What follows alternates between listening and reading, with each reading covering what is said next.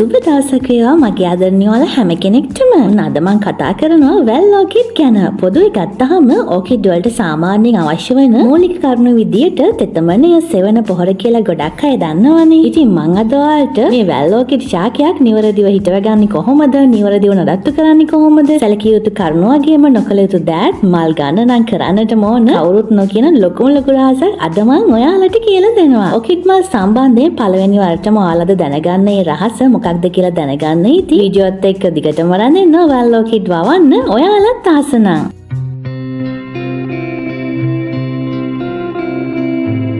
තෙතමනය ජල සැපයුම මගිනුත් සෙවන සූර්යාලෝකය පාලනය කිරීම මගිනුත් පොහොර ඔස්මොකට් වැනි කැටපොහොර භාවිතයෙන් හා දියර පොහොර භාවිතයෙන් ලබා දිය හැකි බව ලොකු කුඩා අපි කවුරුත් දන්නවා. ඉතින් විවිධ නම් වලින් ගොඩක් අය හඳුන්වන මේ මල් වල අපි වැල් ඕකිඩ් කියලාම මෙතනින් එහාට හඳුන්වමු.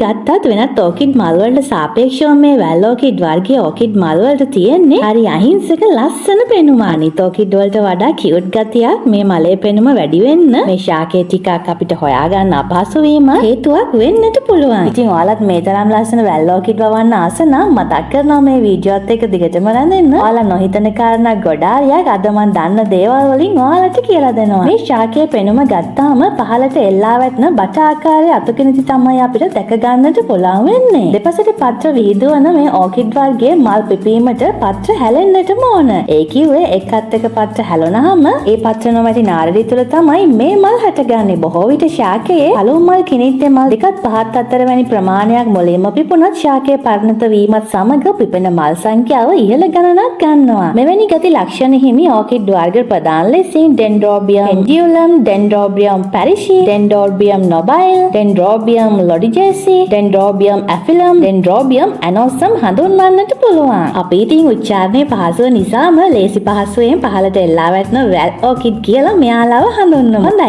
ඊළඟට අපි ඕකිඩ් පැලය හදන්නේ කොහොමද කියලා බලන්නට කලින් එයාගේ මල් පිපීම සිද්ධ වෙන්නේ කොහොමද කියලා චුට්ටක් කතා කරමු. සාමාන්‍යයෙන් හොඳින් අවුව පායන කාලේ මේ දිගටි පහළට කඩා හැලෙන අතුවල පත්‍ර හැලිලා තද වැසි ආරම්භ වීමට පෙර තමයි මල් පිපීම ආරම්භ වෙන්නේ. උදාහරණයක් විදියට දෙසැම්බර් සිට පෙබරවාරි දක්වා කාලය තුළ එලි දේශගුණයේ ප්‍රයෝජනයට ගනිමින් මාර්තු මැයි මාසවල මල් පිපීම සිද්ධ වෙනවා.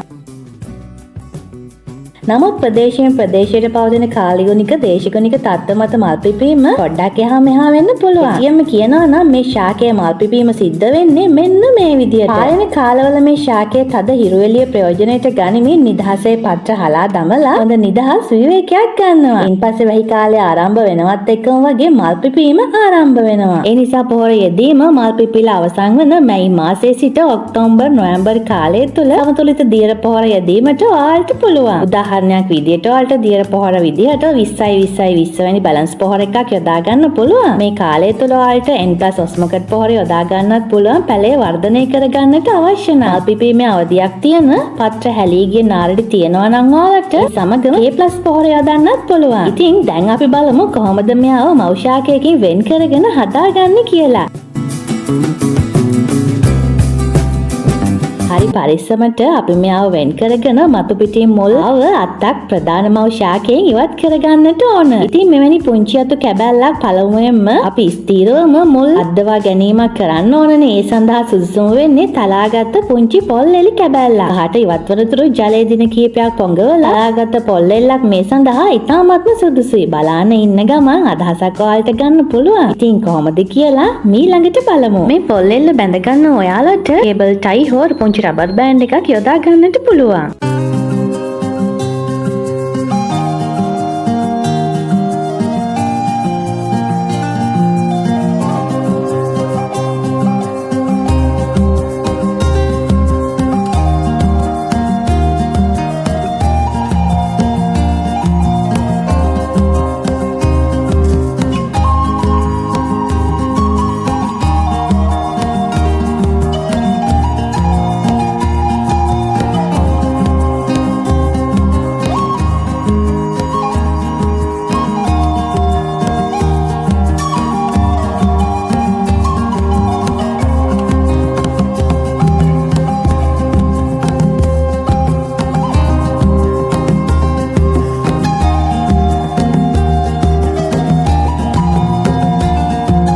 පස්සේ මෙයාව සිසිල් ස්ථානයක සති 4ක් පමණ තියලා තියන්න. නම් ඔයාලට මෙන්න මේ විදියට අදම ස්ථිර පොට් එකක හිටුව ගන්නට පුළුවනි. නැත්නම් පොල්ලෙල්ලේ මුල් ඇද්දුවයින් පස්සේ සති 4කට පස්සේ උන හිටුව ගන්නට පුළුවන්. මේ සඳහා අපිට දර අඟුරු සමග පොල්ලෙලි සම ප්‍රමාණ වලින් ගන්න මිශ්‍රණය තමයි සුදුසුම. නමුත් ඔයා වියලි කලාපයක කෙනෙක් නම් භාජනයේ ප්‍රමාණය අනුව පහළට පොල්ලෙලි තට්ටුවක් පළමුවෙන්ම දමලා සිටුවීම ආරම්භ කරන්න පුළුවන්.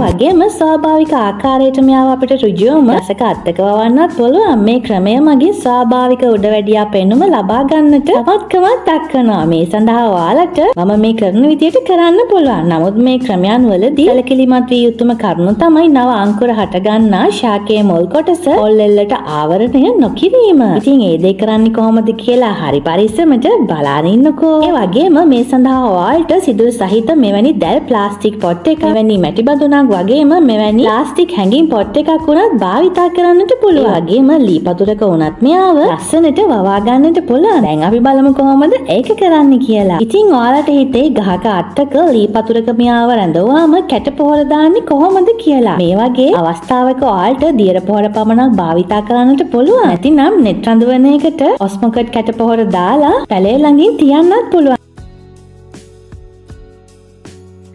ඒ දේ කරන්නේ කොහොමද කියලා මීට කලින් ඕකිඩ් වීඩියෝ එක මම කරලා තියෙනවා. ඒ වීඩියෝ එකේ ලින්ක් එකත් මම දාන්නම්. ඒ වගේම ඔයාලට මම කියවනේ මේ මල් උත්තේජනය කරන්න ඕන රහසක් තියෙනවා. ඒක කියලා දෙන්නම් කියලා. ඊට කලින් අද මේ වීඩියෝ එක ඔයාලට පොඩ්ඩක් හරි ප්‍රයෝජනවත් කියලා හිතෙන්න. ඉතින් වීඩියෝ අවසන් වෙනකම් බලන්න ඕනනේ. ඊට කලින් මට ආදරේ නම් අපේ channel එකේ මේ වගේ වීඩියෝස් බලන්න ඔයාලා කැමති නම් like එකක් දාලා කමෙන්ට් එකකුත් දාගෙන ඉදිරියට යමු.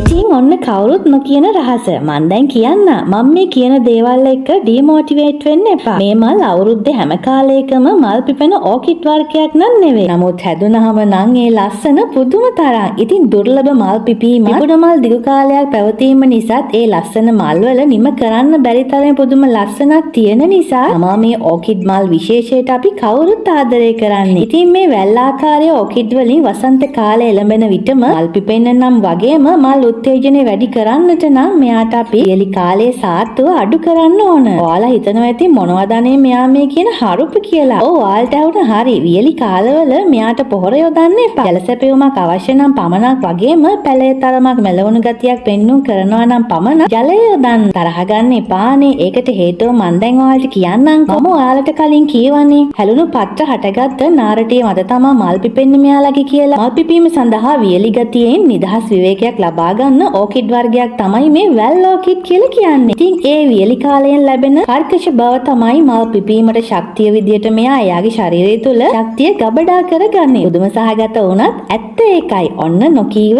නොදන්න රහස. ඒ නිසා තමයි පත්‍ර හැලී ගිය නටුවල මල් පිපෙන්නේ. ඒ වගේම තමයි ඒ පායන කාලවල මේ පැලය හොඳින් තෙතමනය දීලා පොහොර ලබා දුන්නොත් තමයි මල් පිපීම අඩු වෙලා මෙන්න මේ වගේ පැල ගොන්න පත්‍ර හැලුණු මේ බටවැනි අතු දිගේ මල් පිපෙනවා වෙනුවට කිකිස් එහෙමත් නැත්නම් මෙන්න මේ අංකුර හට ගන්න. ඒ නිසා පායන කාලේ පෑවිල මේ ශාකයට හොඳින් දැනෙන්න දෙන්න. එන්න දෙන්න කියන්නේ මැරෙන්න දෙන්න කියන එක නෙවෙයි. මල් ගොන්නක් ඔයාලට ඒ මගින් ලැබේවි. ඉතින් කියන්නකෝ මේ රහස ඔයාලා දැනන් උන්නද කියලා. මම හිතනවා අනිවාර්යයෙන්ම ගොඩක් අය මේ රහස නොදැන හිටියා කියලා. දැනන් උන්න අය බොහෝ පිරිසක් ඇති. ඉතින් ඒ අය පහලින් අනිවාර්යයෙන්ම පුංචි හරි කමෙන්ට් එකක් දාගෙන යන්න කියලා ආදරෙන් ඉල්ලනවා. මොකද කාටම හරි ප්‍රයෝජනවත් වේවි. ඉතින් ඔන්න මම රහසත් කිව්වා. ඔයාලට හිතනවද මගේ channel එක හොඳයි කියලා? ඔයාලට පුළුවන් පහලා තියෙන අලුතයි subscribe button එක click කරලා අපේ channel එකත් එක්ක එකතු වෙන්න. channel එකෙන් දාන වීඩියෝ හැම එකම බලන්න නම් subscribe button එක click කරලා වගේම bell icon එක click කරලා all දෙන්න ඕන. එහෙම වුණාම මම දාන වීඩියෝවක් එසැනින් ඔයාලගේ phone එකට notification එකක් මගින් අනිවාර්යයෙන්ම ලැබෙනවා. ඉතින් අනිත් orchid වලට සාපේක්ෂව මේ වැල් orchid වල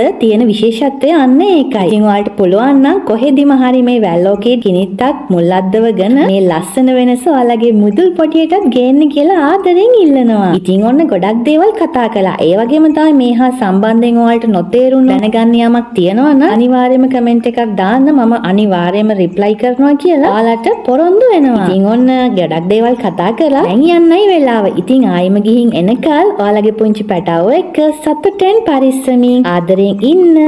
ගිහින් එන්නම්.